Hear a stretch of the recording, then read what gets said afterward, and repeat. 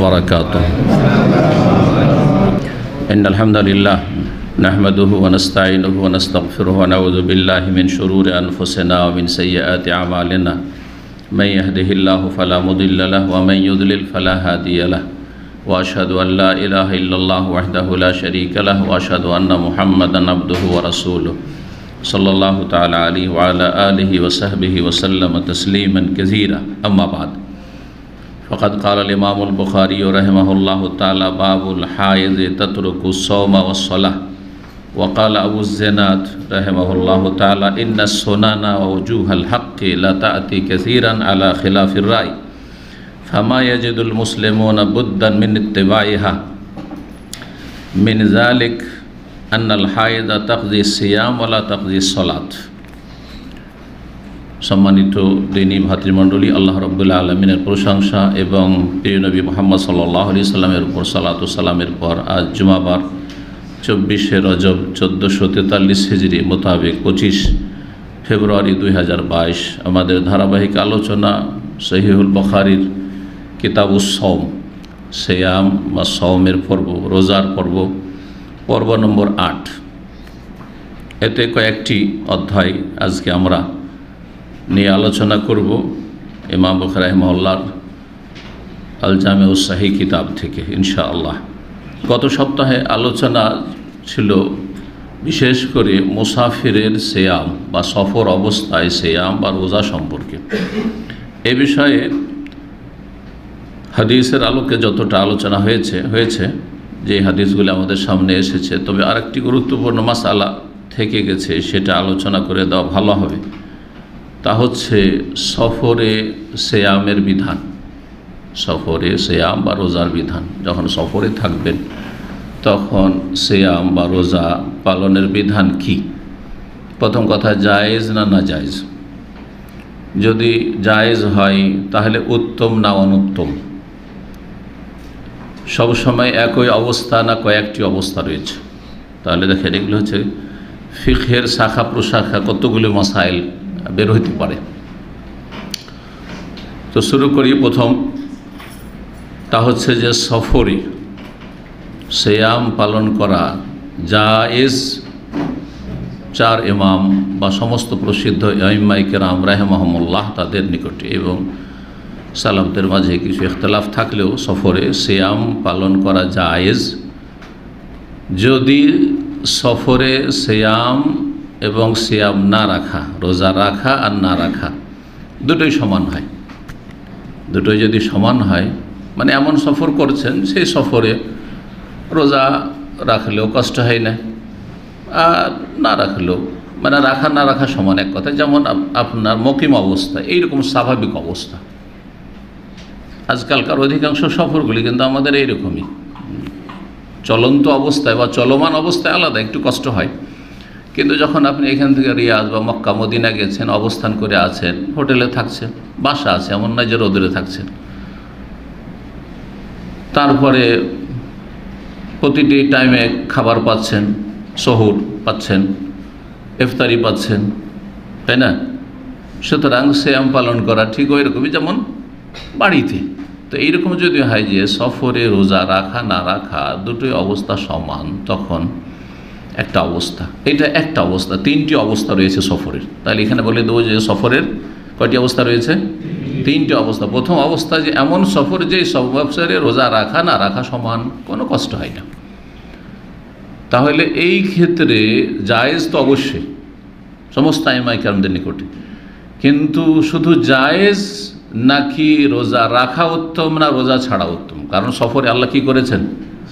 ছাড় দিয়েছেন। ফামান কানা মিনকুম মারিদান আও আলা সাফারিন ফাইদ্দাতুম মিন আইয়ামিন উখর, তোমাদের মধ্যে কেউ যদি অসুস্থ থাকে অথবা সফরে থাকে, তাহলে সেই সংখ্যাগুলি পূরণ করে নেবে বা গণনা পূরণ করবে অন্য দিনগুলিতে, যে কয়দিন ছুটবে। আল্লাহ কিন্তু ছাড় দিয়েছেন। এখন আল্লাহর ছাড় গ্রহণ করা উত্তম। আল্লাহ শুধু সফর বলেছেন, আও আলা সাফারিন নাকেরা, যে কোনো সফর, সহজ সফর, একটু কষ্ট হচ্ছে রোজা রাখতে অথবা প্রচণ্ড কষ্ট হচ্ছে, যে কোনো অবস্থায় সফর ছেড়ে দাও, অন্য সময় রোজা রেখে নাও, আল্লাহ বলেছেন। তো এখন সিয়াম পালন করা উত্তম হবে না সিয়াম ছাড়া উত্তম হবে, কি বলবেন? গত সপ্তাহে সংক্ষেপে বিষয়টি বলেছিলাম। যদি নর্মাল সফর হয় তাহলে এই বিষয়ে ইখতিলাফ রয়েছে ফুকাহাদের যে কোনটা উত্তম। অধিকাংশ আইম্মায়ে কেরাম, জমহুর যাদেরকে বলা হয়, ইমাম শাফি, ইমাম মালিক, ইমাম আবু হানিফা রাহিমাহুমুল্লাহ জামিয়ান, তারা অধিকাংশ আইম্মায়ে কেরাম বলছেন যে যখন নর্মাল সফর, স্বাভাবিক সফর, কোনো কষ্ট হয় না, তাহলে সিয়াম পালন করে উত্তম, রোজা রাখাই উত্তম। মক্কা মদিনা যাচ্ছেন আর এমন দৌড়াদৌড়ি ছুটাছুটি নেই, এমন যে উমরা করতে করতে ক্লান্ত হয়েছেন, কষ্ট হচ্ছে, তাও না, উমরা করা হয়ে গেছে, তারপরে কয়েকদিন মক্কায় অবস্থান করে আছেন, তারপর রোজা ছাড়বেন নাকি? জায়েজ সফর হিসাবে, কিন্তু উত্তম হচ্ছে কি রোজা রাখা, সিয়াম পালন করা। জি, কেন উত্তম? দলিল পেশ করেছেন। গত সপ্তাহে একটি দলিল এসছে যে সাহাবায়ে কেরামগণ রাসূলুল্লাহ সাল্লাল্লাহু আলাইহি ওয়াসাল্লামের সাথে সফরে ছিলেন, এমন কষ্ট হচ্ছিল যে প্রচণ্ড রোদের কারণে মানুষ মাথায় হাত রাখত। ওমা মিন্না সায়েমুন, আর আমাদের মধ্যে কেউ রোজায় ছিল না, কারণ কষ্টকর সফর। ইল্লা রাসূলুল্লাহ সাল্লাল্লাহু আলাইহি ওয়াসাল্লাম আব্দুল্লাহ বিন রাওয়াহা, তবে রাসূলুল্লাহ, আব্দুল্লাহ বিন রাওয়াহা, এই দুজন সিয়াম অবস্থায় ছিলেন। তাহলে কষ্টের সফরেও সিয়াম অবস্থায় রাসূলুল্লাহ থেকেছেন। তাহলে আসল হচ্ছে যে সফর অবস্থায় রোজা রাখা কি উত্তম, এটা দলিল হইল। যুক্তি আছে কিছু, শরীয়ত সম্মত যুক্তি হলে ঠিক আছে। কোন যুক্তি হারাম? যেই যুক্তি কোরআন হাদিসের খেলাফ, দলিলের খেলাফ যদি কেউ যুক্তি পেশ করে তখন হারাম। এই যুক্তি ইবলিস শয়তান পেশ করেছে। আউয়ালু মান কাসা ইবলিস, এই জন্য আরবিতে একটি প্রবাদ রয়েছে, সর্বপ্রথম যুক্তি দাঁড় করেছিল ইবলিস, যে আমি আদমের চাইতে শ্রেষ্ঠ। কারণ আল্লাহর হুকুম হচ্ছে দলিল, উসজুদু লি আদম, আদমকে সিজদা করো, আর ও যুক্তি পেশ করছে যে না আমি করতে পারি না, কেন করবো, চাইতে আমি বড়। তো যারা মযহাবের গোঁড়ামি করে বা বেদাতের পক্ষ নিয়ে দলিলের বিরুদ্ধে, দলিল বিপরীত যুক্তি পেশ করে, তারা হচ্ছে পথভ্রষ্ট। কিন্তু দলিলের পক্ষে যদি যুক্তি থাকে তাহলে অবশ্যই বাঞ্ছনীয় পেশ করা ভালো। কি যুক্তি হতে পারে? যে সফরে, যদি নর্মাল সফর হয় তো রোজা রাখা বেশি উত্তম। একটি হচ্ছে যে আমার আপনার দায়িত্ব হচ্ছে রমজান মাসের সিয়াম পালন করা, সেটা এই রমজানেই করেন। আর যদি রমজানে না করতে পারেন, শরীয়তে ওজর থাকে, তাহলে পরে আপনার কাঁধে কিন্তু চেপে থাকছে। কাঁধে একটা দায়িত্ব যখন চেপে আছে, তাহলে যুক্তি হচ্ছে যে তাড়াতাড়ি নামিয়ে দেওয়া ভালো না বিলম্বে নামানো ভালো? তাড়াতাড়ি, দায়িত্ব তাড়াতাড়ি করে আদায় করে দিলাম, এটা ভালো না? রমজান মাসে ফরজ হয়েছে, প্রতিদিন ফরজ হয়েছে, প্রতিদিনই আদায় করে দিলাম, এটা উত্তম না? একটি যুক্তি। আসরা আলী ইব্রাহিম জিম্মা, ফুকাহারা বলেছে তাড়াতাড়ি আমি আমার জিম্মা দায়িত্ব পালন করে দিলাম। 2 নম্বর হচ্ছে যে রমজান মাসে সিয়াম পালন সবাই করে, সকল মুসলিম সাবালক করে, নর নারী সবাই রোজা অবস্থা আছে। আর অন্য সময় কাজা করলে, আপনার যে ছাড় আছে, কাজা করছেন, কিন্তু একা একা করতে হবে, হয়তো আপনার সাথে আপনার বাড়িরও কেউ থাকবে না, একাই রোজা থাকতে হবে। কোনটা বেশি সহজ? সবার সাথে দেখা দেখি, সবার সাথে চলা খুব সহজ। সবার সাথে চলা মুসায়ারাতুন নাস আসহাল, সবাই যেদিকে যাচ্ছে ওইদিকে যাওয়া খুব সহজ। কিন্তু একাই যাচ্ছে না একদিকে, আর সবাই উল্টো দিকে যাচ্ছে, কত কষ্ট। বেদাতি এলাকায় যারা বাস করেন ভালো করে বুঝতে পারছেন, বেদাতি এলাকায় সবাই বেদাতের দিকে যাচ্ছে, শিরকের দিকে যাচ্ছে, আর আপনি শুধু তৌহিদ সুন্নাত, কত যে কষ্টে আছে, জাহান্নাম মনে হচ্ছে বেদাতি পরিবেশ। কিন্তু সালাফি এলাকায়, আহলে হাদিস এলাকায় চলে যান, উত্তরবঙ্গে চলে যান, আপনার আমাদের মালদা মুর্শিদাবাদ সব এলাকায় যে আহলে হাদিস এলাকা, সহজ, সুন্নাত পালন করা সহজ, বড় বেদাত করলে মুশকিল। জি, বুঝতে পেরেছেন না? তাহলে রমজান মাসে সিয়াম পালন যদি করে নেন সফর অবস্থায়, সবাই রোজা রাখছে, মক্কাতে আপনিও রাখেন, সবাই রোজা আছে, রিয়াজ দিয়েছেন, ওখানে সবাই রোজা রাখছে, মাত্র কিছু মুসাফির হয়তো রোজা রাখছেন, সবার সাথে রোজাটা আদায় করে নেন, সহজ না? জি হ্যাঁ। তৃতীয় যুক্তি হচ্ছে যে রমজান মাসের বিশেষ ফজিলত আছে, যেটা অন্য কোনো মাসের নেই, তাই না? তো এই যে ফজিলতপূর্ণ দিনগুলি আপনি পেয়ে গেলেন, এই দিনে আপনার ফরজটা আদায় হলো। এবার বুঝতে পেরেছেন কোন অবস্থা বললাম এটা? 1 নম্বর অবস্থায় দলিল যুক্তি, এবং 1 নম্বর অবস্থায় অধিকাংশ আইম্মা কেরামদের মত হচ্ছে যে রোজা রেখে নেওয়া সফরে উত্তম, যদি স্বাভাবিক সফরে কোনো কষ্ট হচ্ছে না। দ্বিতীয় অবস্থা হচ্ছে যে রোজা রাখা যাচ্ছে, কিন্তু রোজা না রাখলে একটু আরাম বেশি, একটু কষ্ট হচ্ছে, একটু কষ্ট বলেছি, বেশি কষ্ট না। তাহলে আচ্ছা, আগের মত একটি মত বললাম, অধিকাংশ আইম্মা কেরামদের 3 জন ইমামের বললাম, তার মানে আরেকজন ইমাম আছেন বা ইমাম আহমদ বিন হাম্বল হাম্বেলি মত হচ্ছে যে সফরে যেহেতু আল্লাহ ছাড় দিয়েছেন, এটা বলেন প্রথম অবস্থারই কথা বলছি, দ্বিতীয় মত আল্লাহ ছাড় দিয়েছেন তো আল্লাহর ছাড় কবুল করাটা উত্তম। তারা বলছেন স্বাভাবিক সফরও যদি হয় তাহলে রোজা রাখার চাইতে, সিয়াম পালনের চাইতে সিয়াম ছেড়ে দেওয়ার পরে কাজা করা এটি উত্তম, তারা বলেছে। জি, কোনটাকে আমরা প্রাধান্য দেব? অধিকাংশ আইম্মা কেরামদের মতকে প্রাধান্য দেব। জরুরি নয় যে হাম্বলি মজহবকে প্রাধান্য দিতে হবে, যেমন হানাফি ঘর থেকে যারা এসছেন জরুরি নয় যে আপনাকে হানাফি মজহবকে প্রাধান্য দিতে হবে, বরং দেখতে হবে যে আপনার মজহবের মত যদি কোরআন হাদিসের আলোকে একটু দুর্বল হয় অবশ্যই ছেড়ে দিতে হবে, একেবারে ভিত্তিহীন তাহলে ছেড়ে দেওয়া ফরজ। তারপরে ধরে থাকবেন না, রফে দেন করবোই না কারণ হানাফি মজহবে নেই, আমি জোরে বলবোই না কারণ হানাফি মজহবে, সূরা ফাতিহা পড়বোই না কারণ হানাফি মজহবে না, হারাম একটু। দলিলের আলোকে চলতে হবে, দলিল যে দিয়ে ঘুরবে সে দিয়ে ঘুরতে হবে আপনাকে, দলিল যে দিয়ে ঘুরাবে ওই দিয়ে ঘুরবেন না, দূর মাদ দলিল। আরবিতে কি বলা হয়? আপনি চক্কর দিবেন কার সাথে? সাথে দলিলের সাথে চক্কর দিবেন আপনি। হ্যাঁ, ব্যক্তি কোন দিয়ে ঘুরছে ওই দিয়ে ঘুরবেন না, আবু হানিফা যে দিয়ে ঘুরেছেন সে দিয়ে ঘুরবো, শাফি যে দিয়ে ঘুরেছেন সে দিয়ে ঘুরবো, এবং আহমদ বিন হাম্বল যে দিয়ে ঘুরেছেন সে দিয়ে ঘুরবো, শেখ যে দিয়ে ঘুরছেন ওই দিয়ে ঘুরবো না, না না, এটা না, এটা ব্যক্তি পূজা, এটা চলবে না। প্রথম অবস্থা হয়ে গেল। দ্বিতীয় অবস্থা বললাম যে সিয়াম পালন করতে সফরে একটু কষ্ট হচ্ছে, আর সিয়াম পালন না করলে বেশি একটু ভালো, আরামদায়ক খানিকটা। তাহলে উত্তম হচ্ছে সিয়াম ছেড়ে দেওয়া, কিন্তু সিয়াম যদি কেউ রাখে তো জায়েজ, অনুত্তম কিন্তু কোনো হারাম না জায়েজ কাজ করলো না, জায়েজ। জি জায়েজ। এই ক্ষেত্রে নবী সাহাবায়ে কেরামদের উৎসাহিত করে যে তোমরা সফরে আছো, তোমরা রোজা ছেড়ে দাও, ছেড়ে দিতে বলেছেন, কিন্তু শক্ত করে বলেনি ছেড়ে দাও।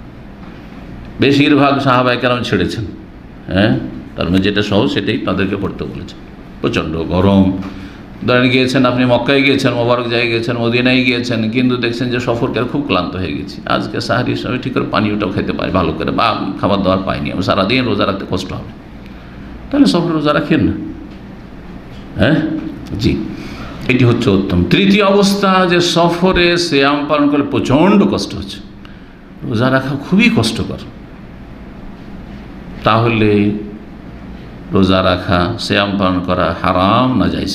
জি, এই ক্ষেত্রে নবী করিম সাল্লাল্লাহু আলাইহি সাল্লামের একটি হাদিস গত সপ্তাহে পড়েছি, দলিল লাইসা মিনাল বিররি আস-সিয়ামু ফিস সফর, নেকির কাজ নয় যে সফরে সিয়াম পালন করে রোজা রাখবেন। দ্বিতীয় হাদিস সেটাও বলেছিলাম, সহিহ বুখারীতে নাই কিন্তু অন্য সহিহ হাদিস, নবী সাল্লাল্লাহু আলাইহি সাল্লাম মক্কা গিয়েছেন আর দেখছেন একটা লোক রোজা রেখে বেহুশ হয়ে গেছে, আর নবী সাল্লাল্লাহু আলাইহি সাল্লাম সবকে ছেড়ে দিতে বলেছেন, নবী সাল্লাল্লাহু ছেড়ে দিতে, তারপরে কিছু লোক ছাড়েনি, যে এই তো আর আসর হয়ে গেছে, এই তো আর অল্প সময় আছে, রোজাটা ছেড়েই বা কী করবো, কেউ করে না, অনেক লোক খুব কষ্ট হচ্ছে। তখন কি বলেছে? উলাইকা হুমুল উসাত, এরাই হচ্ছে নাফরমান, এরা আমার নাফরমান, বিরুদ্ধাচরণকারী, নাফরমান করছে, রোজা রেখেও নাফরমানই করেছে, তাহলে নেকির কাজ করেনি, গুনাহগার হয়েছে। তো সুতরাং তৃতীয় অবস্থায় যখন প্রচণ্ড কষ্ট হবে সফরে, তখন রোজা রাখা হারাম না জায়েজ, আল্লাহু আলাম। এখন চলি 41 নম্বর অধ্যায়, বলছেন বাবুল হায়েদ তাতরুকু সাওম ওয়াস সালাত। এই অধ্যায় হচ্ছে যে ঋতুবতী মহিলা সিয়াম ছেড়ে দেবে আর সালাত ছেড়ে দেবে, রোজা রাখবে না এবং সালাত আদায় করবে না। সালাত আদায় করা মাসিক অবস্থায় হারাম, গুনহার কাজ, ইবাদত, তাহলে ইবাদত খেয়াল খুশি করলে হবে না, কোন কাজ করলাম, কবিরা গুনাহ করেছি নাকি, চলবে?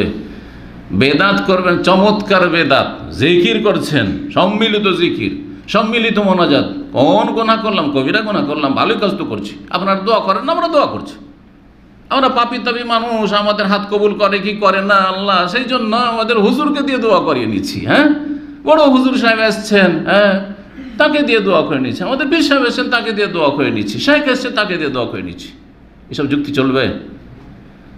কোন কবিরা গুনাহ করছি দলিল চলবে না, ইবাদতে দলিল থাকতে হবে। নামাজ পড়ে গুনাহগার হবে মাসিক অবস্থায়, এইরকম মাসিক অবস্থায় রোজা রেখে গুনাহ কবুল তো হবেই না, গুনাহগার হবে। তাহলে বোঝা গেল যে ইবাদত তৌকিফি মানে দলিলের সাথে থামতে হবে। দলিল থেমে গেছে, আপনাকে থেমে যেতে হবে, এর নাম হচ্ছে তৌকিফ ফিকহের ভাষায়। তো এই হচ্ছে অধ্যায়। ঋতুবতী মহিলা কি করবে? সিয়াম এবং সালাত ছেড়ে দেবে। ইমাম আবু জেনাদ, জি, তার নাম ছিল আব্দুল্লাহ বিন জাকওয়ান। তিনি ছাত্র হচ্ছেন অনেক তাবেঈদের, তার মধ্যে প্রসিদ্ধ অধিকাংশ হাদিস আসবে আনাবি জেনাদ আনিল আরাজ আনাবি হুরায়রা বা ইবনে আব্বাস, আবু হুরায়রা ছাত্র, জি, রাদিয়াল্লাহু আনহু। তো ইমাম আবু জেনাদ আব্দুল্লাহ বিন জাকওয়ান তিনি বলছেন, ইন্না সোনানা ওজু হাল হক লতাতি কাসির আলা খিলাফির রায়, নিশ্চয়ই দিনের যে সব সুন্নাত মানে ফিকার ভাষার সুন্নাত না, মানে দিনের বিধিবিধান, ও ওজুহুল হক, হক মানে সত্য, আর দিন ইসলাম হচ্ছে সত্য, ইসলামের বিধিবিধান বা ইসলামের মাসাইল। তো দিনের অনেক সুন্নাত, নীতিমালা এবং বিধিবিধান, লাতাতি কাসীরান আলা খিলাফির রায়, যেগুলি বর্ণিত হয়েছে বা এসেছে শরীয়তে মানুষের মতের বা মানুষের যুক্তির পরিপন্থী। রায়, এখানে রায় মানে মত হয়, রায় মানে যুক্তি হয়, আর নিজের মত পেশ করা সেটাই হচ্ছে নিজের যুক্তির খেলাফ হয়ে থাকে। অনেক সময় দেখা যাচ্ছে শরীয়তের মাসলা মাসাইল যুক্তিতে ধরে না, যুক্তিতে মানে সাধারণ বিবেকের যুক্তিতে ধরে না, যদিও শরীয়তের সমস্ত মাসাইল হচ্ছে হিকমতপূর্ণ, প্রজ্ঞাপূর্ণ, রহস্য রয়েছে, হিকমত রয়েছে, কিন্তু অনেক ক্ষেত্রে দেখা যায় যে সাধারণ মানুষের যুক্তিতে বা এমনিতে মানুষের জ্ঞান সীমিত। আল্লাহ বলছে, মা উতিতু মিনাল ইলমি ইল্লা কালিলা, তোমাদেরকে ইলম সামান্যতম দেওয়া হয়েছে। সামান্য ইলম দিয়ে দিনের মাসলা মাসাইল সবটা যুক্তি দিয়ে আপনি ডিসাইড করবেন, যুক্তি দিয়ে ফয়সালা করবেন যে এর পিছনে কি যুক্তি আছে, না অসম্ভব। তো আকীদার বিষয়গুলির পিছনে কি যুক্তি আছে? যে ইমানের রুকন 6টি, হ্যাঁ, ইসলামের খুঁটি 5টি, কিসের যুক্তি আছে? 5 ওয়াক্ত 17 রাকাত সালাত 20 কেন নয়, 19 কেন নয়, যুক্তি আছে নাকি? তো এইসব ক্ষেত্রে যুক্তি চলবে না। তো বলছেন যে দিনের সুন্নাত এবং বিধিবিধানগুলির ক্ষেত্রে অনেক ক্ষেত্রে রয়েছে যেগুলি বর্ণিত হয়েছে বা শরীয়তে এসেছে মানুষের মত বা মানুষের যুক্তির বিপরীত। যুক্তির বিপরীত যদি লাগে তাহলে যুক্তিকে প্রাধান্য দেবেন না দলিলকে প্রাধান্য দেবেন? ওহীকে প্রাধান্য। দলিল হচ্ছে ওহী, কোরআন এবং হাদিসকে প্রাধান্য দেবেন। কারণ আল্লাহ বলছেন, ইত্তাবিউ মা উনজিলা ইলাইকুম মির রাব্বিকুম, তোমরা অনুসরণ করো তোমাদের উদ্দেশ্যে যা নাজিল করা হয়েছে তোমাদের রবের পক্ষ থেকে। নাজিল হয়েছে কোরআনে কারীম এবং রাসূলুল্লাহ সাল্লাল্লাহু আলাইহি ওয়াসাল্লাম যা বলেছেন সেটা ওহী, সুতরাং হাদিসও আল্লাহর পক্ষ থেকে নাজিল নবী সাল্লাল্লাহু আলাইহি ওয়াসাল্লামের ভাষায়।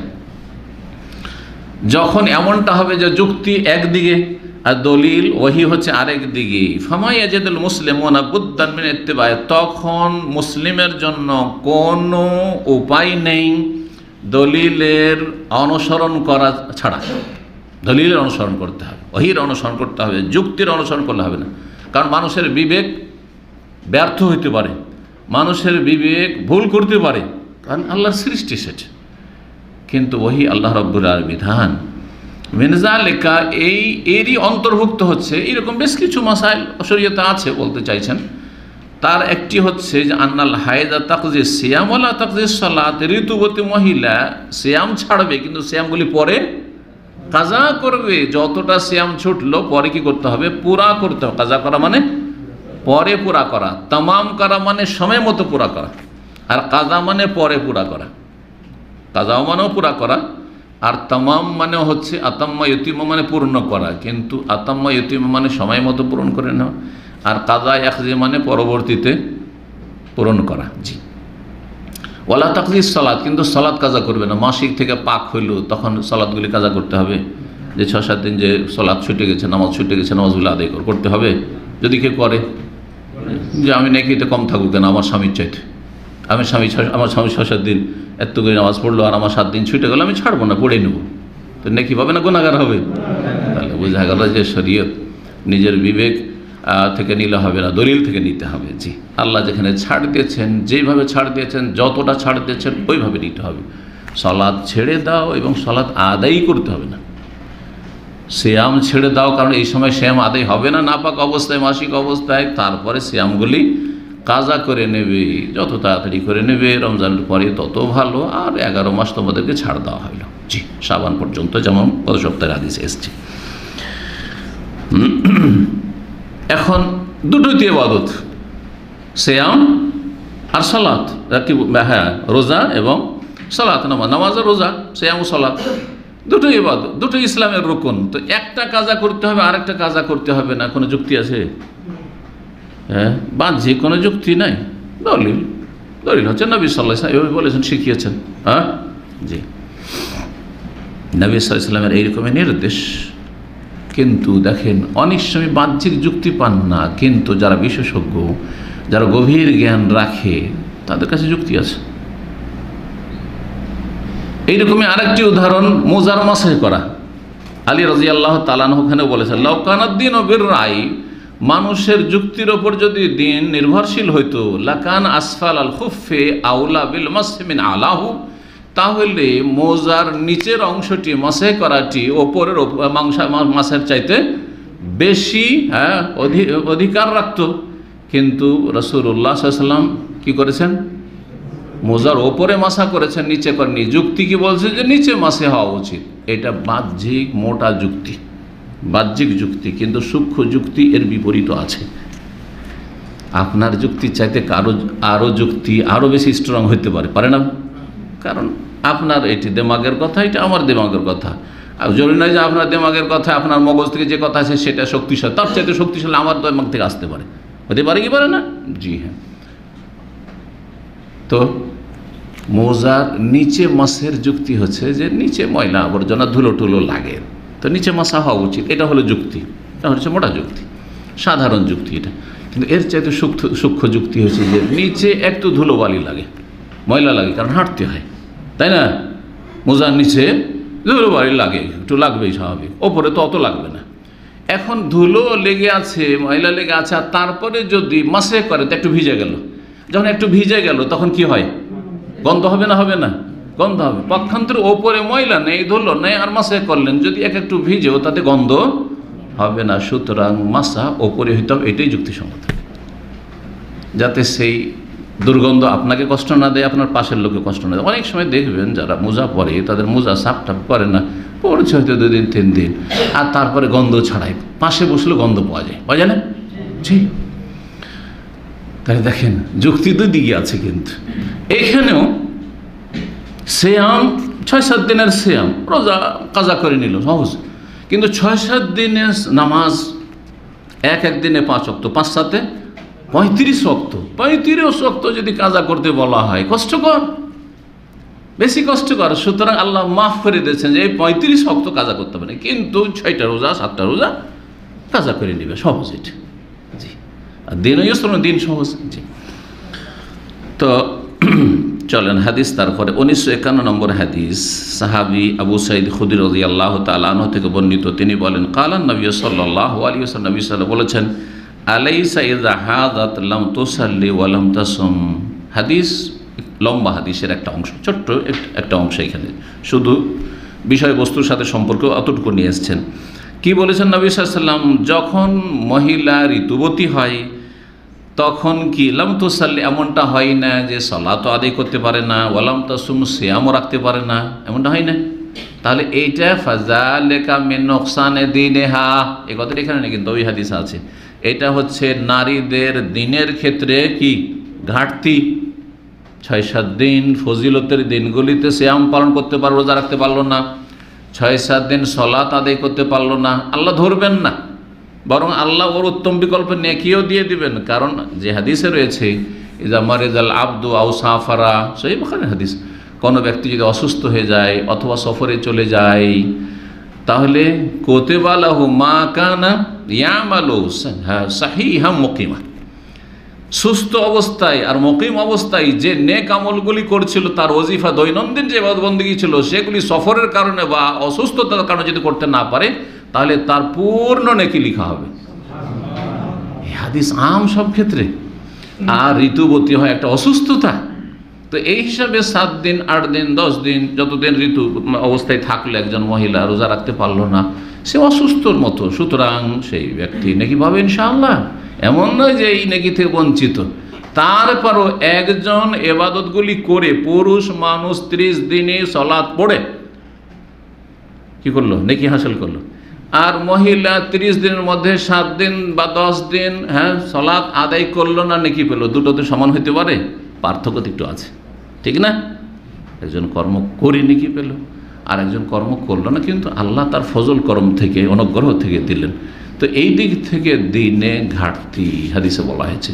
কারণ মহিলাদের ক্ষেত্রে বলা হয়েছে দিনের ক্ষেত্রেও ঘাটতি রয়েছে, আর জ্ঞান বুদ্ধির ক্ষেত্রেও ঘাটতি রয়েছে। আজকাল বললে তো অনেকে আপত্তি করে, আমাদের জ্ঞানে কি ঘাটতি রয়েছে? বরং দেখা যাচ্ছে যে আজকাল মহিলাদের রেজাল্ট, মেয়েদের রেজাল্ট ইউনিভার্সিটি কলেজে বেশি ভালো। বাস্তব সত্য। কেন? ফিতনার যুগ, পুরুষরা ফিতনায় পড়ে আছে।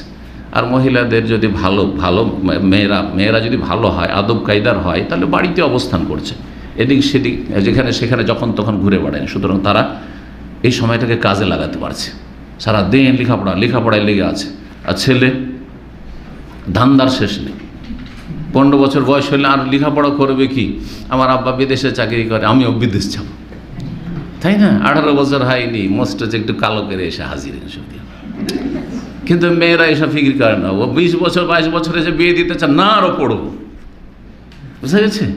জি হ্যাঁ, ফিতনার যুগ। আল্লাহ যেন হেফাজত করেন। যাদের মেহনত করতে হবে, যাদেরকে লেখাপড়া করতে হবে, যাদেরকে কাজ করতে হবে, তারা অলস, তাদের রেজাল্ট খারাপ। এসব ফিতনায় পড়ে যাওয়ার কারণে ছেলে মেয়েদেরকে ফিতনা থেকে যদি বাঁচিয়ে রাখতে পারেন, তাহলে এগোতে পারবে। নাহলে দেখা যাচ্ছে অনেক পরিবারে দেখি একটা ছেলে মাধ্যমিক পাস, অনেকে দেখেছি, কিন্তু একটা ছেলের কথা হয়তো মনে পড়লো, হাফেজে কোরআন, মাধ্যমিক মনে হয়, আর তার বোনগুলো সবগুলি মাস্টার ডিগ্রি, MA পাস। তা আমি বললাম যে যাদের পড়া উচিত ছিল তাদের ডিগ্রি নেই, তোমাদের ডিগ্রি নেই, আর তোমার বোনরাকে MA পাস করিয়েছো কেন? আগে বিয়ে দেওয়া উচিত ছিল। বলছে কি করব বলেন, এটাই ভাগ্য। না, ভাগ্যের দোষ দিলে হবে না। যখন ঘটে গেছে তখন ভাগ্যের কথা বলবেন, আর নিজে থেকে ঘটিয়ে দিবেন, আর তারপরে বলবেন অঘটন ঘটিয়ে দেবেন যে ভাগ্য খারাপ, নাকি? অঘটন ঘটাবেন না, ভালো করার চেষ্টা করবেন, তারপরে ব্যর্থ হয়ে গেলেন, হলো না, তখন বলে যে এটাই ভাগ্যে ছিল। কথা বোঝা গেছে?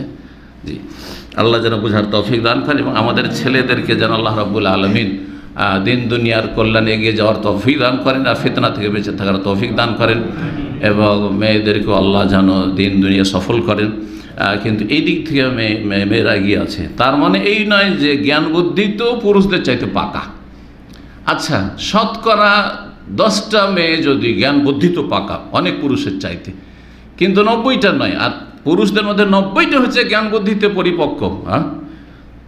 তো শরীয়তে তো এই দৃষ্টিভঙ্গি থেকে না বলা হয়েছে, আল্লাহ যিনি সৃষ্টি করেছেন তিনি না বলছেন।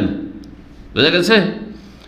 সুতরাং এখানে কোনো রকমের আপত্তি তুললে হবে না যে এটা কেমন কথা হইলো, কোরআন হাদিসের কথা যে আমাদের জ্ঞান বুদ্ধি কম, অথবা আমাদের কি করা হয়েছে, মানহানি করা হয়েছে, ছোট করা হয়েছে, অবমাননা করা হয়েছে নারী জাতিকে, ইসলামের না, নারী জাতিকে সম্মানিত করা হয়েছে। ইসলাম যেভাবে নারীদেরকে সম্মানিত করেছে, পৃথিবীতে কোথাও এই সম্মান নেই। জি, কোনো দায়িত্ব নেই আর্থিক, তারপর অর্ধেক ধন সম্পদ বাপ মায়ের দিয়ে দেওয়া হয়েছে, কোনো দায়িত্ব নেই, একটা পয়সা খরচ করতে হবে না। আর আমাকে আপনাকে সমস্ত দায়িত্ব নিতে হবে, সমস্ত দায়িত্ব, নিজের স্ত্রী, ছেলে মেয়ে, বাপ মা, ছোট ভাই বোন থাকলে আরও কত দায়িত্ব রয়েছে। মেয়েদের কোনো দায়িত্ব আছে? স্বামীকে একটা পয়সা দেওয়ার কোনো দায়িত্ব নেই, ছেলে মেয়েদের ওপর খরচ করার কোনো দায়িত্ব নেই। যেসব মহিলারা চাকরি করে ছেলে মেয়েদেরকে দেয় সেটা তো নফল, সেই তোমার নামে দেবো না, অধিকার আছে তার। তবে বাড়ির কাজ বাদ দিয়ে যখন 8 ঘন্টা বাইরে ডিউটি করবে, তখন স্বামীর বলার অধিকার আছে যে 8 ঘন্টা তুমি বাইরে চলে যাচ্ছ, এটার ক্ষেত্রে আমার অনুমতি লাগবে। হ্যাঁ, অনুমতি লাগবে। আর অনুমতি নেওয়ার ক্ষেত্রে যদি কম্প্রোমাইজ করে যে তাহলে তুমি যে ইনকাম করবে, ঠিক আছে, অনুমতি দেন, ইনকাম করবে, সেটা থেকে আমাদের সাথে শেয়ার করো, তাহলে এটাও বলার কিন্তু অধিকার আছে। ওটা আলাদা রাস্তা। আর একটা মশলা মনে রাখেন। জি, তো এই ছিল হাদিস। বলছে হ্যাঁ, চলে এসছে, ফাযালিকা মিন নোকসানে দিন, এটি হচ্ছে তার দিনের ক্ষেত্রে, নারী জাতির দিনের ক্ষেত্রে ঘাটতি। জি, আর বিবেকের ক্ষেত্রে ঘাটতি, জ্ঞান বুদ্ধির ক্ষেত্রে ঘাটতি বলতে গিয়ে নবী সাল্লাল্লাহু আলাইহি ওয়াসাল্লাম কি বলেছেন? হ্যাঁ, একজন পুরুষের সাক্ষী সমান দুইজন মেয়ে সাক্ষীর ক্ষেত্রে। জি হ্যাঁ, হ্যাঁ অবশ্যই। যেই সাহসিকতার সাথে যে বাইরের কাজগুলি একজন পুরুষ করতে পারে, মহিলা কখনো পারবে না, একটু ভয় পেয়ে যাবে। আজকাল দেখছেন যে নতুন নতুন যে ড্রাইভিং শুরু করেছে মেয়েরা, দেখছেন না, ওদের গাড়ি চালানো দেখলেই বোঝা যায়।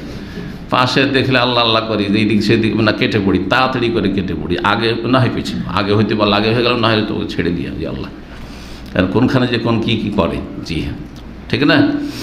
তো আল্লাহ হেফাজত করেন। তো অবশ্যই অবশ্যই, জি হ্যাঁ, আল্লাহ রাব্বুল আলামিন আলা ইয়ালামু মান খালাকা হুয়া লতীফুল খাবীর, যিনি সৃষ্টি করেছেন তিনি জানেন না যে কে কেমন, জি, কে কী অবস্থায়, কার মধ্যে কতটা ক্ষমতা আছে, জি সব জানেন আল্লাহ রাব্বুল আলামিন। 42 নম্বর অধ্যায়, বাবু মান মাতা ওয়া আলাইহি সাওম।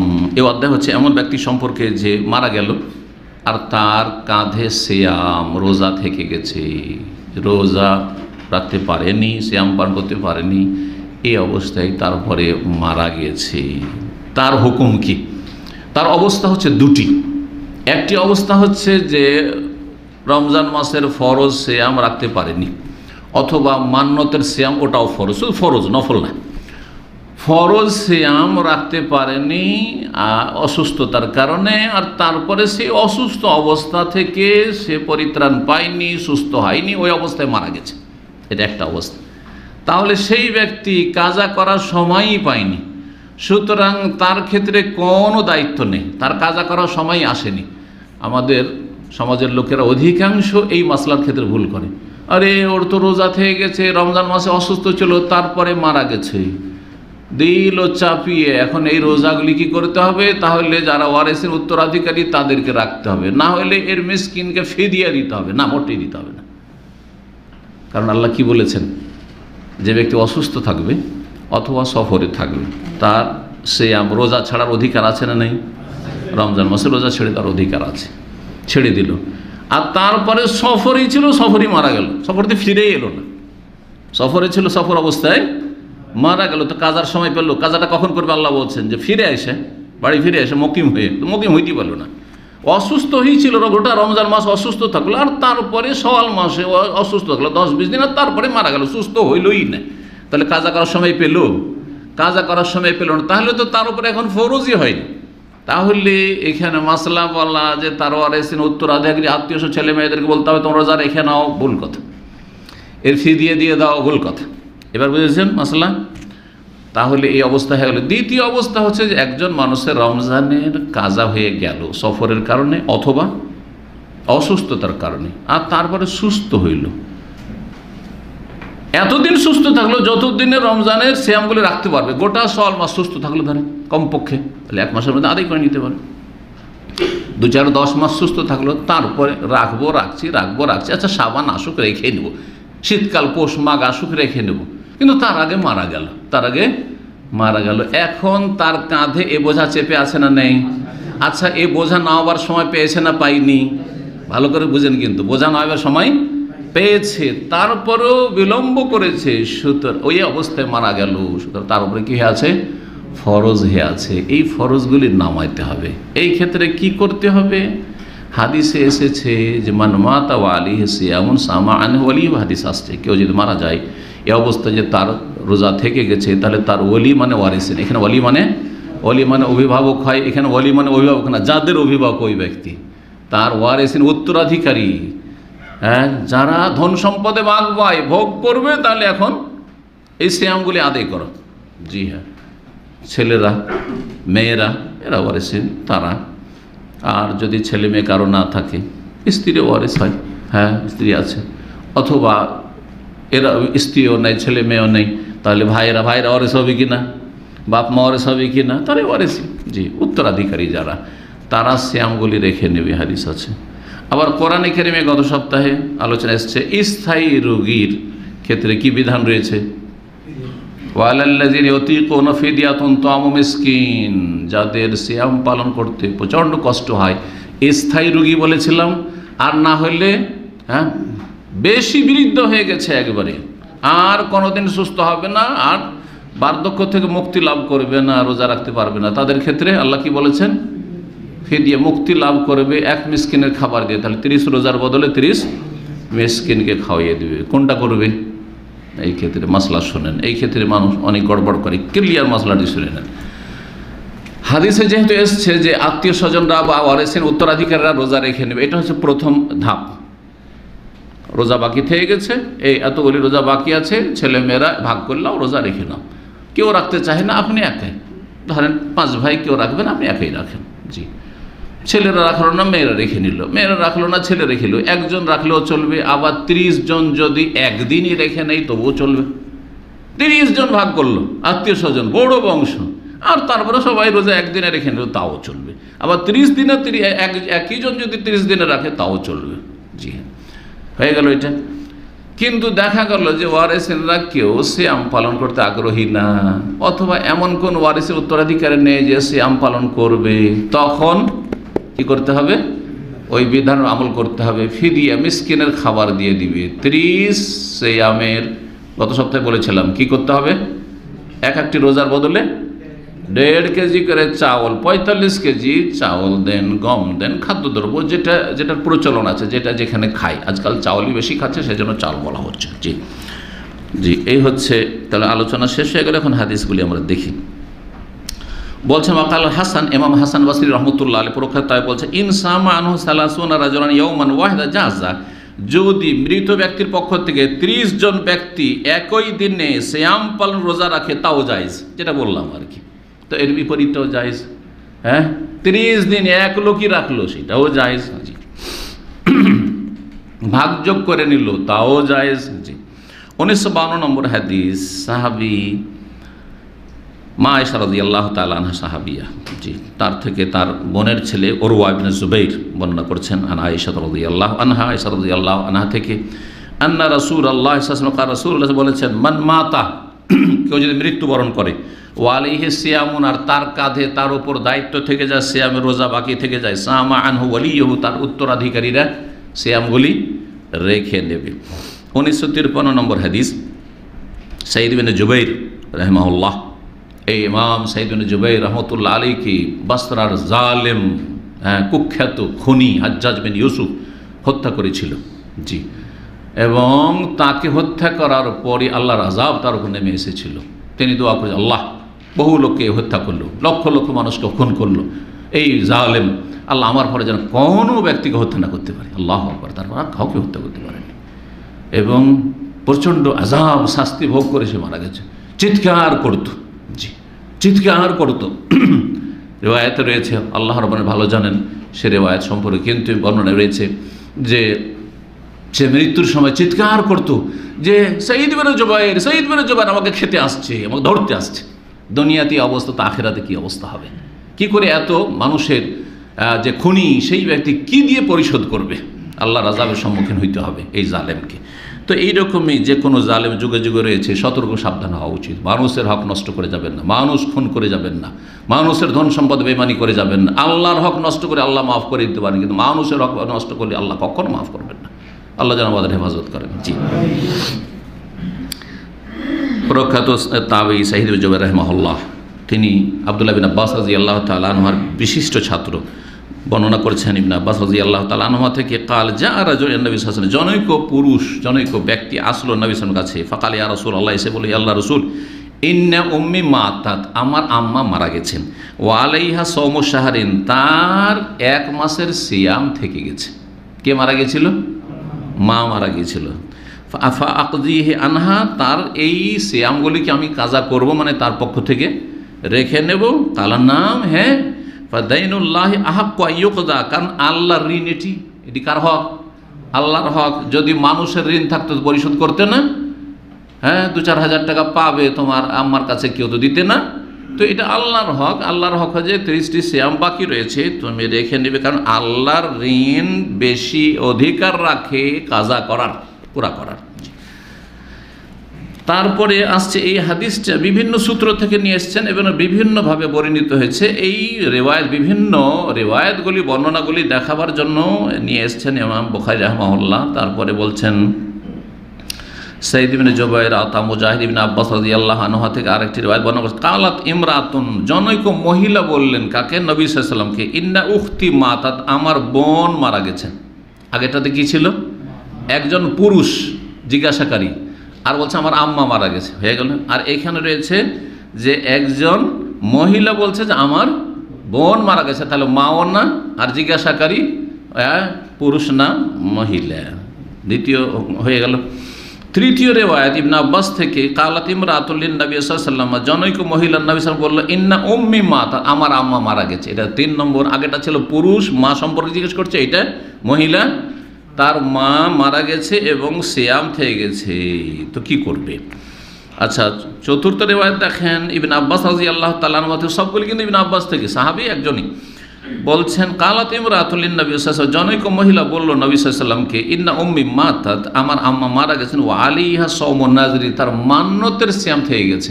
প্রথম রিওয়ায়াত ছিল যে 1 মাসের রোজা থেকে গেছে। তো 1 মাস বলতে সাধারণত কি বুঝি? রমজান মাসের। আর এখানে কি বলা হয়েছে? মান্যতের রোজা থেকে গেছে। শেষ হাদিস দেখেন ইবনে আব্বাস রাদিয়াল্লাহু তাআলা আনহু থেকে বর্ণিত, কালাত, তিনি বলেন, কালাত ইমরাতুন লিন নবী সাল্লাল্লাহু আলাইহি ওয়াসাল্লাম, নবী সাল্লাল্লাহু আলাইহি ওয়াসাল্লামকে জিজ্ঞেস করলেন জনৈক মহিলা, জিজ্ঞাসাকারীকে মহিলা কি জিজ্ঞেস করছেন? মাতা তুমি, আমার আম্মা মারা গেছে। মহিলা বলছেন আমার আম্মা মারা গেছে। ওয়া আলাইহা সাওমু 15 ইয়াওমান, তার কাঁধে রয়েছে 15 দিনের রোজা। 15 দিনের রোজা বাকি আছে। আগেরটাতে কি ছিল? 1 মাসের রোজা, আরেকটাতে ছিল মান্যতের রোজা। হ্যাঁ, বিভিন্নভাবে তাহলে হাদিসগুলি আসলো। কেউ কেউ বলছেন এইরকম এই বিভিন্ন রেওয়ায়াত, তো এই রেওয়ায়াত কি ঠিক? হ্যাঁ, তারপর তারা ভেবেছে যে ঘটনা হয়তো একটি ঘটনা যদি বিভিন্নভাবে বলা হয় তখন বলবো না, এটাতে কেমন হচ্ছে, ঘটনা একটা, কেউ এরকম বলছে কেউ এরকম বলছে, কোনটা ঠিক তাহলে? হ্যাঁ, একে ইজতিরাব বলা হয় কি? আর ইজতিরাব, কোন হাদিসে ইজতিরাব হওয়া মুহাদ্দিসিনদের ভাষায়, মুহাদ্দিসিনদের যে কায়দা কানুন রয়েছে তাতে যঈফ, কিন্তু এইটা আসলে উদ্দেশ্য নয়। এখানে হচ্ছে যে ঘটনা বিভিন্ন সময় বিভিন্ন জায়গায় বিভিন্ন রকম ঘটনা ঘটেছে এবং জিজ্ঞাসাকারী বিভিন্ন সময় বিভিন্ন রকম ছিল। কখনো পুরুষ এসে জিজ্ঞাসা করছে মা সম্পর্কে, কখনো মহিলা জিজ্ঞাসা করছে বোন সম্পর্কে, কখনো আরেক মহিলা এসে জিজ্ঞাসা করছে মা সম্পর্কে, কখনো কেউ মান্নত সম্পর্কে এসে জিজ্ঞাসা করছে, কখনো কেউ রমজানের সিয়াম সম্পর্কে জিজ্ঞাসা করছে, কখনো 15 দিন রোজা থেকে গেছে জিজ্ঞাসা করছে, কখনো কেউ জিজ্ঞাসা করছে 1 মাসের রোজা থেকে গেছে। এইভাবে তাহলে ঘটনা হচ্ছে বিভিন্ন রকমের ঘটনা। সুতরাং এইসব হাদিসে কোনো দ্বন্দ্ব নেই, যে কোনো অবস্থায় হোক না কেন। জবাব কি দিয়েছিলেন? যার সিয়াম থেকে যাবে, সামা আনহু ওয়ালিহু, তার উত্তরাধিকারী যারা ওয়ারিসিন তারা সিয়ামগুলি রেখে নেবে। যেমনটা বললাম, যদি রেখে নাই তো ভালো কথা, আর যদি না রাখে তাহলে ফিদিয়া দিয়ে দেবে। এই মতটি হচ্ছে শাইখ ইবনে বাজ রাহিমাহুল্লাহর মত বর্তমান যুগে, আর তার শাইখ ইবনে উসাইমিন রাহিমাহুল্লাহর মত, তার আগে অন্যান্য আগের আইম্মা কিরামদের, অধিকাংশ আইম্মা কিরামদের মত হচ্ছে এটি। আল্লাহু তাআলা আলাম। 43 নম্বর অধ্যায় বলছেন, বাবুন মাতা ইয়াহিল্লু ফিতরুস সাইম, রোজাদারের ইফতার করা কখন হালাল হবে? রোজা রেখেছে, কখন তার জন্য ইফতার করা হালাল হবে? সূর্য ডুবার সাথে সাথে, সূর্য ডুবা নিশ্চিত হইলে। এ মর্মে একটি হাদিস এর আগেও এসছে, ওই হাদিসটি আসছে বারবার করে। বলছে, ও আফতার আবু সাঈদ আল খুদরি হিনা গাওয়া কুরসুস শামসি, আবু সাঈদ খুদরি রাদিয়াল্লাহু তাআলা প্রখ্যাত সাহাবী, তিনি ইফতার করলেন হিনা গাওয়া কুরসুস শামসে, যখন সূর্যের গোলাকারটি অদৃশ্য হয়ে গেল। সূর্যের যে গোলাকার রয়েছে সেটি কি হয়ে গেল? অদৃশ্য হয়ে গেল। কুরস কোনো গোল জিনিসকে কুরস বলা হয়। এই জন্য আজকাল আপনার মেডিকেলের ভাষায় আরবিতে ট্যাবলেটকে কি বলা হয়? কুরস বলা হয়।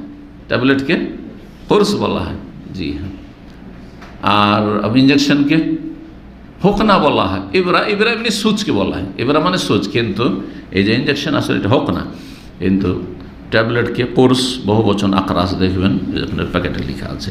তো কোর্স মানে কোনো গোলাকার জিনিস, এটাকে কোর্স বলা হয়। তো সূর্যের যে গোলাকার রয়েছে সেটা যখন চোখের আড়াল হয়ে যেত, অদৃশ্য হয়ে যেত, তখনই ধরে নেওয়া হয়তো যে সূর্য ডুবে গেছে।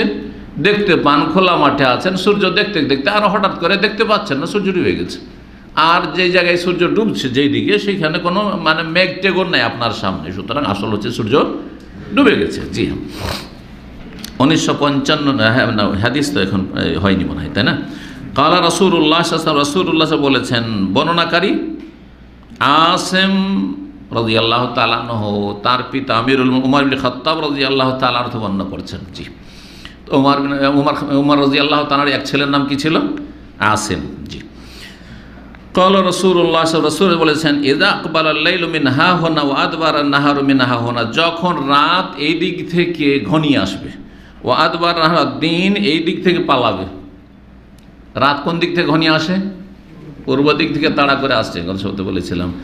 আর দিন ওয়াদবার নাহারু মিন হুনা, আর দিন পালায়ন করছে এই দিক থেকে, দিন ওই দিক থেকে, দিন যেন পালাচ্ছে আর রাত তেড়ে আসছে। সামনে কেউ যাচ্ছে আর কেউ তেড়ে যাচ্ছে, আর তেড়ে যেতে যেতে ধরে নিল। ঠিক ওই রকম বিষয়টা প্লেনে সন্ধ্যাবেলা কখনো উড়েছেন দেখতে পাবেন, সূর্য দেখতে পাচ্ছেন, আর তারপর হঠাৎ করে কত স্পিডে আপনার প্লেন চলছে, তারপর তার চেয়ে স্পিডে কি আসছে, রাত তাড়া করে আসছে, আর পিছন দিক থেকে সে তাড়া করে প্লেন চলতে চলতে অন্ধকার হয়ে গেল। জি, এই কথাই বলছেন নবী সাল্লাল্লাহু আলাইহি ওয়াসাল্লাম। যখন রাত এদিক থেকে এগিয়ে আসবে বা ধেয়ে আসবে, আর দিন পালায়ন করবে এই দিক থেকে পূর্ব দিকে, ওয়াগারাবাতি, আর সূর্য ডুবে যাবে, অস্তমিত হয়ে যাবে, ফাকাদ আফতারা সাইম, তখন রোজাদার ইফতার করে দেবে, তখন আর বিলম্ব করবে না। উত্তম হচ্ছে তাড়াতাড়ি ইফতার করা। 1955 নম্বর হাদিস, যে হাদিসটি এর আগে এসেছে, আব্দুল্লাহ বিন আবি আওফা রাদিয়াল্লাহু তাআলা বর্ণিত, কুন্না মা নবী ফি সাফারিন, আমরা নবী সাল্লাল্লাহু আলাইহি ওয়াসাল্লাম সফরে ছিলাম, ওয়া হুয়া সাইম, তিনি সিয়াম অবস্থায়, রোজা অবস্থায় ছিলেন। ফালামা গাবাতি শামসু, যখন সূর্য ডুবে গেল, কালা লি বাযিল কওম, তখন কোনো এক ব্যক্তিকে বললেন, হ্যাঁ, সাথী সঙ্গীদের কোনো একজনকে বললেন। কে ছিল? এর আগে হাদিসে নাম এসেছে, তার নাম বেলাল রাদিয়াল্লাহু তাআলা আনহু। বেলালকে বললেন রাসূলুল্লাহ মুয়াজ্জিন বেলাল হাবাসী।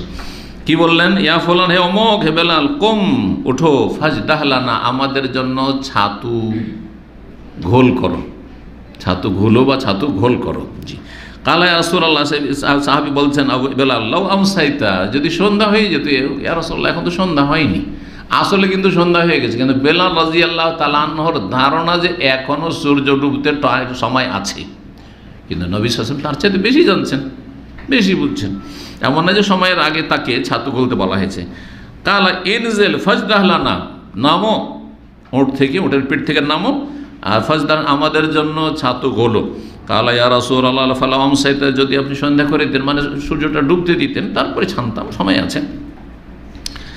কালা ইনজিল, নামো, ফাজদাহ লানা, আমাদের জন্য ছাতু খোলো, তিনবার করবেন। কালা ইন্না আলাইকা নাহার, তৃতীয়বার বলছেন যে ইয়া রাসূলুল্লাহ, এখনো যে দিন অবশিষ্ট আছে, ইন্না আলাইকা নাহারান, আপনার দিন যে এখনো বাকি আছে, এখনো সূর্য ডুবেনি বা ডুবতে যায়নি। কালা ইনজিল, নামো তো, ফাজদাহ লানা, আমাদের জন্য ছাতু খোলো।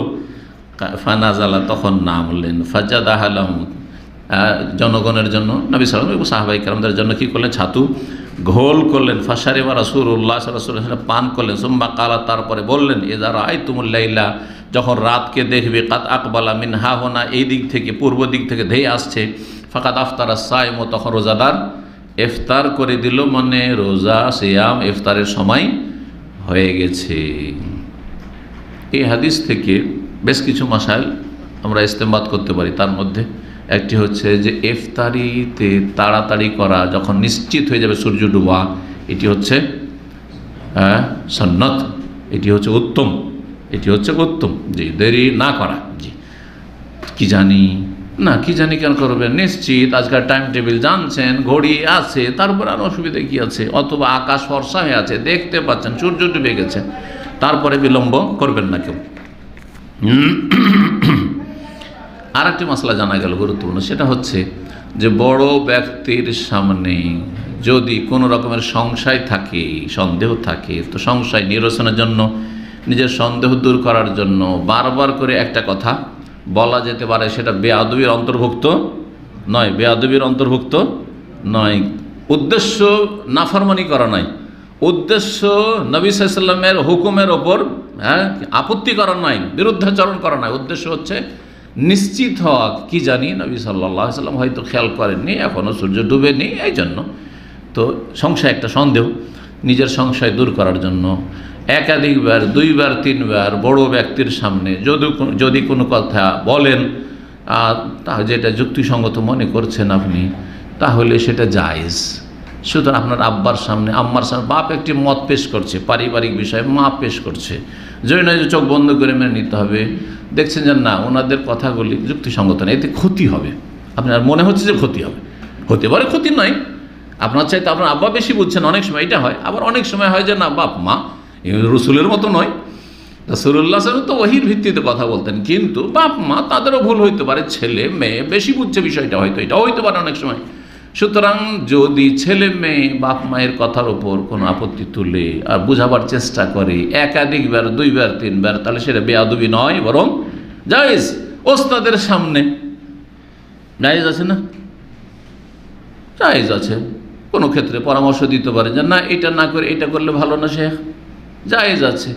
কিন্তু যদি আমি দেখি বা যিনি আপনার ওস্তাদ তিনি দেখছেন না আপনি যেটা বলছেন সেটার চাইতে আমি যেটা বলছি এটাই যুক্তিসঙ্গত, হ্যাঁ, হঠকারিতা নয়, তাহলে অবশ্যই যিনি দায়িত্বশীল হবেন তার কথাই চূড়ান্ত থাকবে। পরামর্শ দিতে পারেন, কিন্তু পরামর্শ কারোর উপরে চাপিয়ে দেওয়া নয়। কিছু লোকেরা মনে করে যে আমি পরামর্শ দিলাম আর আমার কথা নেওয়া হইলো না, তার মানে আমাকে ছোট করে দেওয়া হলো, আমার কোনো মূল্যায়ন করা হয়নি, এগুলো জাহেলের কথা।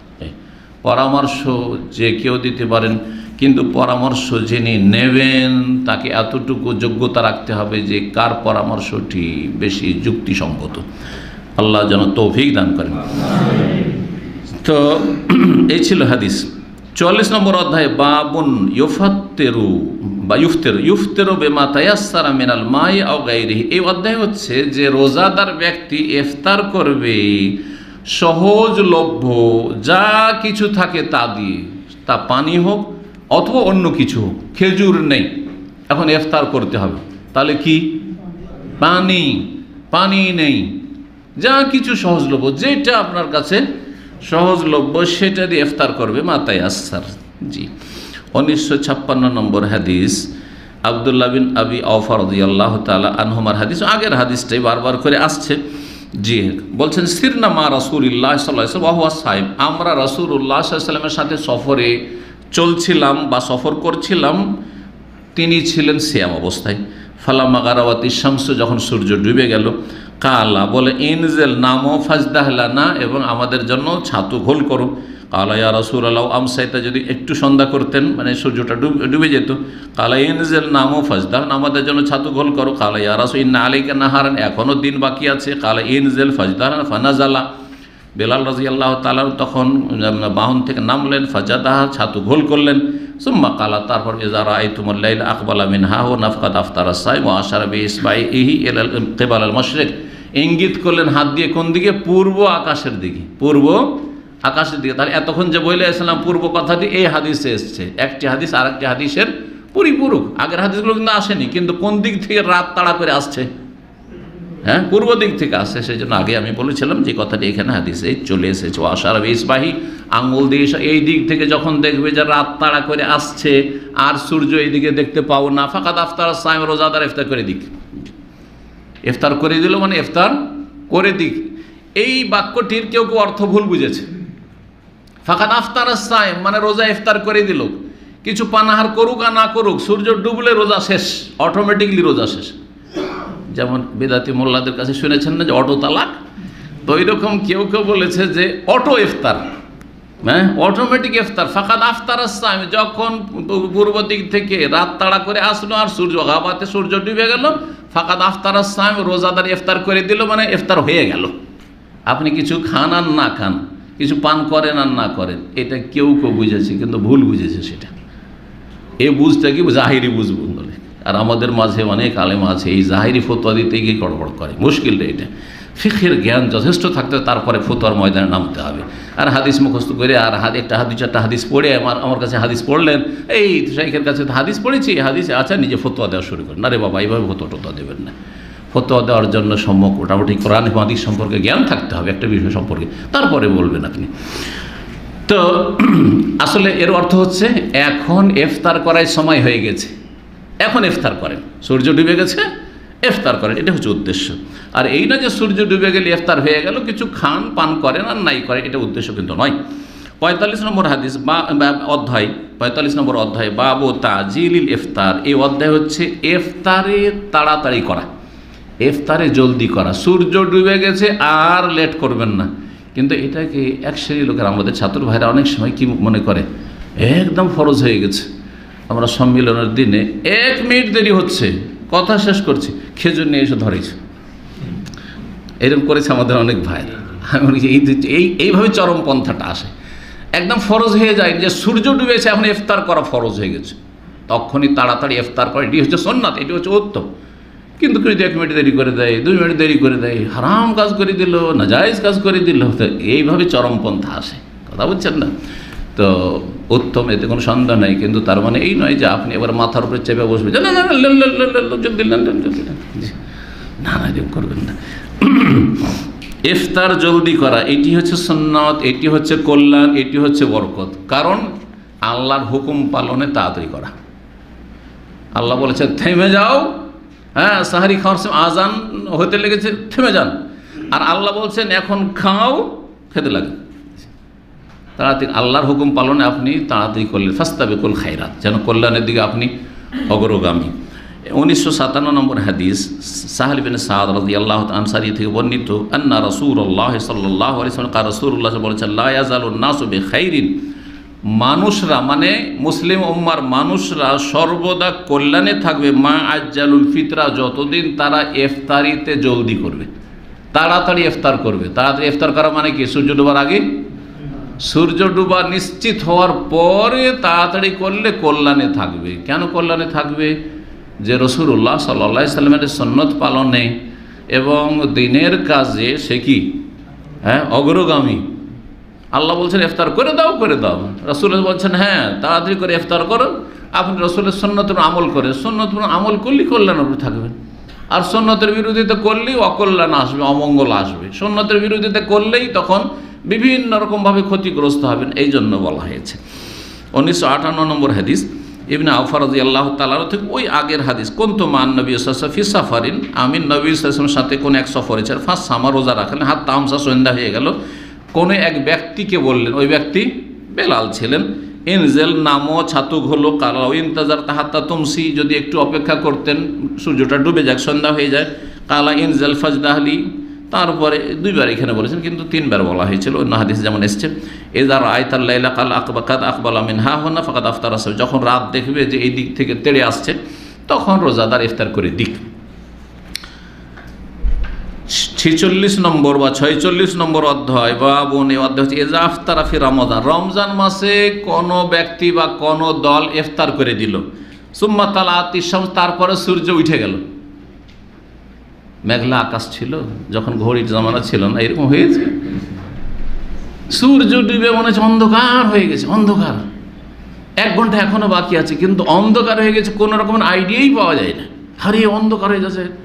তারপরে দেখা গেল যে ইফতার ফিতার করার কিছুক্ষণ পরে যে দিক থেকে সূর্য ডুবতে যাচ্ছে ওই দিক থেকে মেঘ সরে গেছে আর সূর্য উঠে গেছে, দিন একেবারে। গুনাহগার হবে নাকি? গুনাহগার হবে না, কিন্তু সিয়াম হবে না, সিয়াম হবে না। বাকি যে সময়টা রয়েছে এই সময়টা খেয়ে নিয়েছি, তখন খেতেই থাকি, না না এটা করবেন না।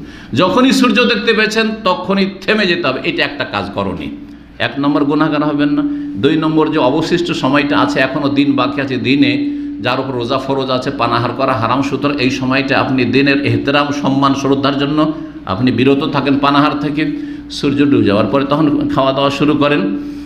আর যেই দিনটির সিয়াম এইভাবে গেছে, মানে ভুলবশত সূর্য ডুবেনি তার আগে ইফতার করে ফেলেছেন, সেই দিনটার কাজা করতে হবে। অধিকাংশ আইম্মা কেরাম দিনের কাছে সেই দিনের কী করতে হবে? কাজা করে দিতে হবে। এটি হচ্ছে সমস্ত প্রায় আইম্মা কেরামদের মত। আর এর ভিন্ন কিছু মত সালাফদের যুগে কিছু ছিল, কিন্তু না, সেটি ঠিক নয়, বরং কাজা করতে হবে। জি। 1959 নম্বর হাদিস, ফাতেমা রাদিয়াল্লাহু তাআলা আনহা বর্ণনা করেছেন আসমা বিনত আবি বকর রাদিয়াল্লাহু তাআলা আনহুমা থেকে, কালাত আফতারনা আলা হাদিন নবী সাল্লাল্লাহু আলাইহি ওয়াসাল্লাম ইয়াউমা গায়মিন, আমরা ইফতার করে ফেলেছিলাম নবী সাল্লাল্লাহু আলাইহি ওয়াসাল্লামের আমলে ইয়াউমা গায়মিন, মেঘলা দিনে, যেই দিনে আকাশ কি ছিল? মেঘলা হয়েছিল। সুম্মা তালাআতিশ শামস, তারপরে সূর্য উঠে গেল, তারপরে সূর্য উঠে গেল।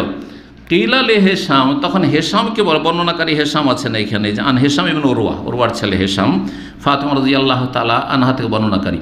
ফাউমেরু বিল কাজা। তো জিজ্ঞাসা করছেন তাহলে নবী সাল্লাল্লাহু আলাইহি ওয়াসাল্লামের পক্ষ থেকে কাজার হুকুম দেওয়া হয়েছিল যে এই যে সূর্য ডুবে নেই কিন্তু ভুলবশত যে ইফতার হয়ে গেছে এই দিনের কাজার হুকুম দিয়েছেন নবী সাল্লাল্লাহু আলাইহি ওয়াসাল্লাম, না দেননি? না হয়ে গেল রোজা। তো বলছেন বুদ্দুন মিন কাজা, অবশ্যই কাজা করতে হবে। বুদ্দুন মানে লাজেমন, অবশ্যই কাজা করতে হবে। রোজা হয়নি, দিনে পানাহার করে নিয়েছে, অবশ্যই কাজা করতে হবে। কালা মা আমার সামেত হেসামান, আবার হেসাম বলেছেন ইয়াকুল্লা আদরি, আমার জানা নেই আকাজাও আমলা। সাহাবায়ে কেরামগণ যারা এইভাবে দিন থাকতে মেঘলা আকাশের কারণে ভুলবশত ইফতার করে ফেলেছিলেন, তারা কাজা করলেন কি না এখানে বর্ণনাকারীর সন্দেহ রয়েছে, কিন্তু সঠিক মত হচ্ছে যে কাজা করতে হবে, কাজা করে নিতে হবে, যেমনটা বললাম। আরেকটি হাদিস আমরা শেষ করে নিই। 47 নম্বর অধ্যায় বাবু সৌমিস সিবিয়ান। এই অধ্যায় হচ্ছে নাবালক ছেলে মেয়েদের সিয়াম, রোজা সম্পর্কে। তারা রোজা রাখবে না রাখবে না। একদল বলছে যে নাবালক যতদিন আছে রোজা রাখবে না, কারণ এটা তাদেরকে আযাব শাস্তি দেওয়া। কেন দিবে না? ফরজ হয়নি, কেউ বলেছেন, কিন্তু এই মত ঠিক নয়। আর একদল বলছেন অধিকাংশ ওলামায়ে কেরাম, আইম্মায়ে কেরাম যে বাচ্চারা রোজা রাখবে। এখন যারা বলছে বাচ্চারা রোজা রাখবে, সিয়াম পালন করবে বা তাদেরকে রাখাবেন অভিভাবকরা, কত বয়সে শুরু করবেন? সালাতের ক্ষেত্রে কি হুকুম আছে? 7 বছরে কি করতে হবে? মুরু, হুকুম করো, বলো, চাপ সৃষ্টি না। চল বাবু নামাজ পড়ি, চলো মা, মেয়েকে নিয়ে ওর মা নামাজ পড়তে যাবে বলবে, আর ছেলেকে নিয়ে ওর বাপ যাবে বলবে, কিন্তু চাপ সৃষ্টি করবে না। না গেলো না পড়লো কোনো ব্যাপার না, কখনো পড়লো না, সমস্যা নেই, জি, অজিব না। আর তারপরে 10 বছর যখন হয়ে যাবে, ওয়াজরিবুহুম আলাইহা, এখনও যদি মিস করে, এখনও পড়তে চাই না, মার দাও মানে জরুরি যে মারতে হবে, মারের প্রয়োজন হলে মারের প্রয়োজনই হলো না, নিজে থেকে আগ্রহী, মাশাআল্লাহ আলাল ফিতরা।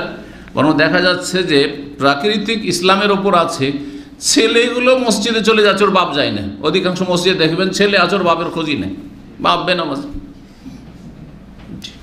তো বা ছেলে আগে গিয়ে মসজিদে বসে আছে, বাপ পরে আসছে মসবুখে, জি, আল্লাহ হিদায়াত দান করেন।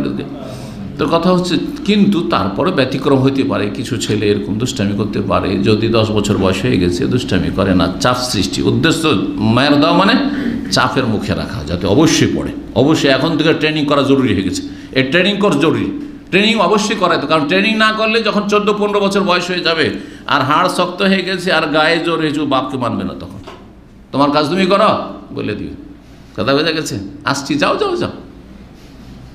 দেশে এরকম করে নাকি? জি, খবরদার, এরকম সুযোগ দেবেন না। চিন্তা করেন আপনি 7 বছর থেকে 7-7 14 8 বছর ট্রেনিং চলল। 8 বছরের ট্রেনিং যদি ভালো হয়ে থাকে, 15 বছর পরে বেনামাজি হতে পারে না? নামাজের স্বাদ পেয়ে যাবে, সলাতের স্বাদ পেয়ে যাবে। সলাৎ পড়ানো মানে শুধু সলাৎ পড়ানো নাই, সলাতের দোয়াগুলি মুখস্থ করানো, সলাতের যত দোয়া আছে সূরাগুলি, সেগুলোর অর্থ শিখিয়ে দেওয়া। যে অর্থ বুঝতে পারছে সূরার, আত্তাহিয়াতের, দুরুদের, দোয়ায়ে মাসুরার, সানার, তার তাসবির, সব কিছু জানছে, আর তারপরে তাকে 8 বছর ধরে ট্রেনিং করালেন, সে বেনামাজি হইতে পারে?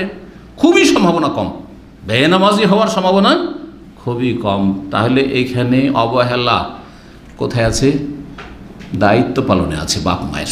বাপ মা অবহেলা করেছে, সেই জন্য ছেলে মেয়ে বেনামাজি হয়েছে। ইল্লা মাশাআল্লাহ, খুব কম। ঠিক, এটা তো ছেলে মেয়েদের সলাতের ক্ষেত্রে, নামাজের ক্ষেত্রে, রোজার ক্ষেত্রে কি এমনটাই? একদল বলছেন হ্যাঁ 7 বছরের নামাজের হুকুম দেবেন, 7 বছর রোজার হুকুম দেবেন। আজকাল কিছু লোকেরা বাড়াবাড়ি করে, আমাদের দিনই ভাই, মানে সহিহ আকীদার ভাইয়েরা, 5 বছর 6 বছরের ছেলেকে রোজা রাখাচ্ছে, আর এসে বলে যে শেখ আমার ছেলে 5 বছরের যে রোজা রাখে। না, এই কাজ করবেন না, দরকার নেই, কষ্ট দেবেন না, কোনো প্রয়োজন নেই। এইটা আপনি প্রশংসা নিতে আসছেন হয়তো, না, এরকমটা দরকার নেই। স্বেচ্ছাই করছে, ছোট দিন আছে, ঠিক আছে, অসুবিধা নেই। তারা পৌষ মাঘ মাস, এই ঠান্ডার দিন, জানুয়ারি ফেব্রুয়ারি মার্চ, এই দিনগুলো রয়েছে, অসুবিধা নেই, ডিসেম্বর।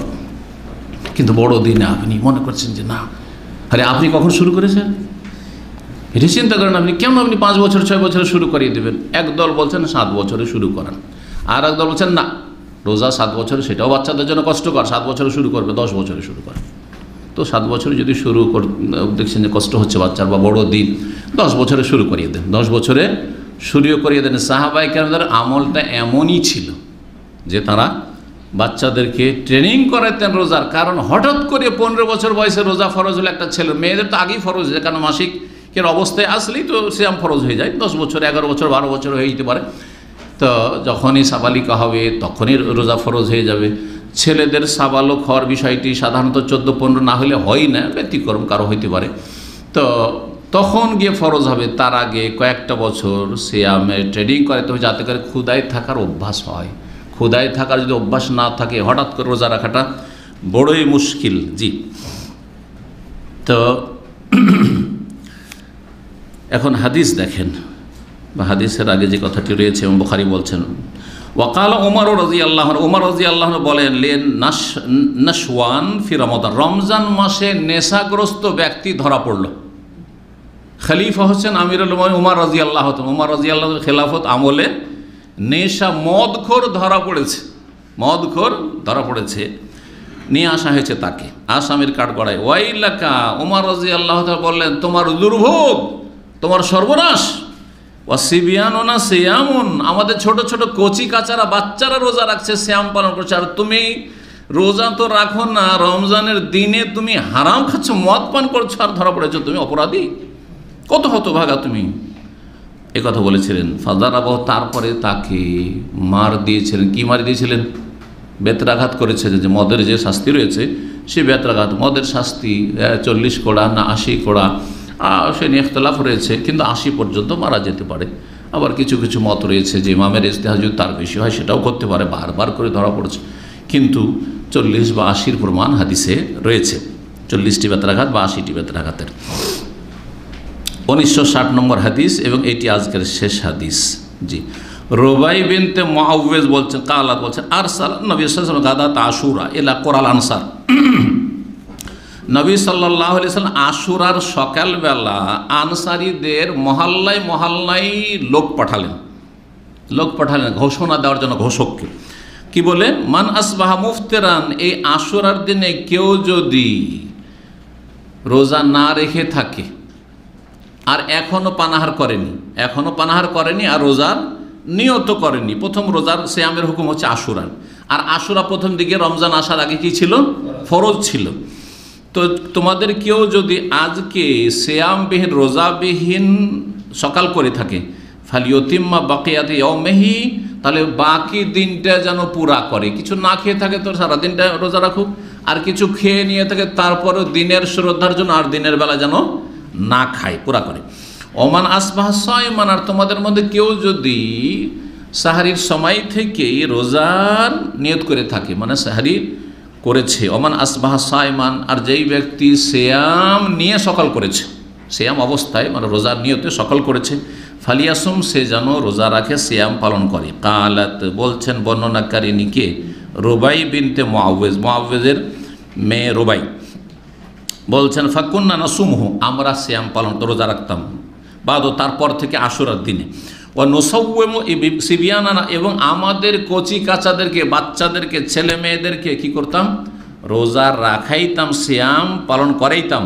ওয়ানাজআলু লাহুমুল লাউবাতা মিনাল ইহনি, এবং তাদের জন্য খেলনা তৈরি করে দিতাম পশমের, খেলনা তৈরি করে দিতাম পশমের। ওই যুগ তো বাদ দেন, আমরা ছোটকালে যেসব খেলনা দেখেছি, মেয়েরা যেসব পুতলা নিয়ে খেলতো, সেগুলো কিসের হইতো? হ্যাঁ, ক্যাথা ম্যাথা, অথবা ওই যে শাড়ির পাইট টাইট ছেড়ে, হ্যাঁ, কাপড়ের এগুলো জড়িয়ে জড়িয়ে একটু কিছু বানাইলো, হ্যাঁ, এইভাবে এগুলো নিয়ে খেলা করা। জি, তো পশমের খেলনা তাদেরকে দিয়ে দিতাম। কখন? বিকেলবেলা, আসর পরে প্রচণ্ড খিদে লাগতো, আসর থেকে মাগরিব আর থাকতে চাইতো না, বাচ্চারা কান্না করতো খাওয়ার জন্য। জি, ফায়দা বাকা আহাদহু, যখন তাদের কেউ কান্না করতে লাগতো আলাত্তামে, খাবারের জন্য, আতাইনাহু, তখন তাদেরকে খেলনাগুলি ধরিয়ে দিতাম ব্যস্ত রাখার জন্য। জালিকা আতাইনাহু, জালিকা, এই খেলনাগুলি ধরিয়ে দিতাম, হাত্তা ইয়াকুনা ইনদাল ইফতার, ইফতারির সময় হওয়া পর্যন্ত, ইফতারির সময় হওয়া পর্যন্ত। তাহলে বোঝা গেল যে নাবালকদের কি করতে হবে? সিয়ামের জন্য তরবিয়ত করতে হবে, ট্রেনিং করাইতে হবে নাবালক অবস্থায়। এটি হচ্ছে সাহাবায়ে কেরামদের সুন্নাত, আদর্শ। জি, আর একটি বোঝা গেল যে সিয়াম অবস্থায়, হ্যাঁ, ছোট বাচ্চারা যদি কান্না করে বা খিদা লাগে, তাদেরকে ব্যস্ত রাখার চেষ্টা করতে হবে। হ্যাঁ, আজকাল যেমন ব্যস্ত রাখা, মোবাইল ধরিয়ে দেন শুধু। আজকাল অনেক মহিলারা কিন্তু ভুল কাজ করছে, বাচ্চাকে যখনই খাওয়াবে তখনই মোবাইল হাতে ধরিয়ে দিচ্ছে, আর বলে কি যে মোবাইল না ধরলে খেতে চাই না। না, এই বদ অভ্যাস কিন্তু সারা জীবন থেকে যাবে, আর এটা তার জন্য চরম ক্ষতি করবে সব দিক থেকে। সুতরাং এইটা অভ্যাসে যেন না দাঁড়িয়ে যায়। কিন্তু মাঝে মধ্যে যেমন রোজা রেখেছে আর বিকালবেলা ছটপট করছে, দেন কম্পিউটার নিয়ে একটু বসিয়ে দিলেন, হ্যাঁ একটু খেলাধুলা করছে একটু, অথবা একটু মোবাইল কিছুক্ষণ দিয়ে দিলেন, উঠে নিয়ে একটু ব্যস্ত থাক, হ্যাঁ 1-8 ঘন্টা। জি, তো এইভাবে করা যেতে পারে। কিন্তু সব সময় দিনে 3 বার খাওয়াবেন, যখনই খাওয়াবেন একবারে মোবাইল হাতে ধরিয়ে দিতে হবে, একটু গেম খেলতে লাগিয়ে দিতে হবে, তাকে ব্যস্ত করে, না হলেও খাবে না, আর তার অজান্তে খাওয়াচ্ছেন এরকম করে, না না, এরকম কাজ ভালো নয়, এগুলো বদ অভ্যাস। আল্লাহ যেন বুঝার তৌফিক দান করেন। এখান থেকে আরও বোঝা গেল যে ছোট বাচ্চারা খেলনা নিয়ে খেলাধুলা করতে পারে, কিন্তু খেলনা এমন হবে যেগুলি একবারে মূর্তি প্রতিমার মতো না হয়। প্রতিমার মতো কোনগুলি?